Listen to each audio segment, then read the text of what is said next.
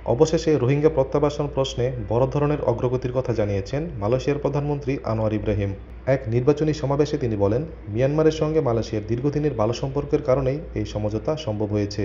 তিনি আরও জানান, বাংলাদেশে অবস্থানরত প্রায় ৩ লাখ রোহিঙ্গাকেও ফিরিয়ে নিতে সম্মত হয়েছে মিয়ানমার, যদিও এ বিষয়ে নির্দিষ্ট সময়সীমা জানাননি তিনি।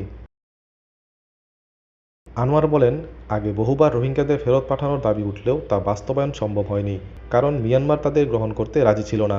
তিনি বলেন, তখন তাদের নির্দিষ্ট স্থানে রাখতে হয়েছিল, তবে এখন কূটনৈতিক তৎপরতার মাধ্যমে এই অচলাবস্থা কাটতে শুরু করেছে বলে দাবি করেন তিনি। একই সঙ্গে আনোয়ার কড়া বার্তা দিয়ে বলেন, রোহিঙ্গা শরণার্থীদের জনশৃঙ্খলা ভঙ্গের কোনো ঘটনা মালয়েশিয়া সহ্য করবে না। তিনি জানান, সরকার ও জনসমাগম স্থলে বিশৃঙ্খলা সৃষ্টিকারীদের বিরুদ্ধে কঠোর ব্যবস্থা নিতে পুলিশ মহাপরিদর্শককে নির্দেশ দিয়েছেন তিনি।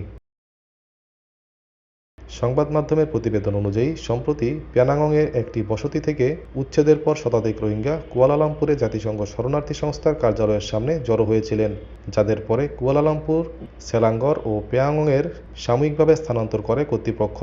মালয়েশিয়ায় জাতিসংঘ শরণার্থী সংস্থার কাছে নিবন্ধিত রোহিঙ্গার সংখ্যা প্রায় ১,২৬,০০০। মিয়ানমারের রাখাইন রাজ্যে দশকের পর দশক ধরে নিপীড়নের শিকার রোহিঙ্গা রাষ্ট্রহীন জনগোষ্ঠী হিসেবে বিবেচিত। জাতিসংঘের হিসাবে বিশ্বে রাষ্ট্রহীন মানুষের মধ্যে রোহিঙ্গারাই সবচেয়ে বড় জনগোষ্ঠী।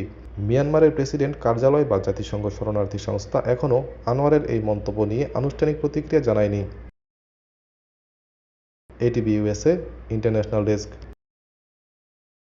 এটিভি ইউএসএ, বিশ্বজুড়ে বাঙালিয়ানা।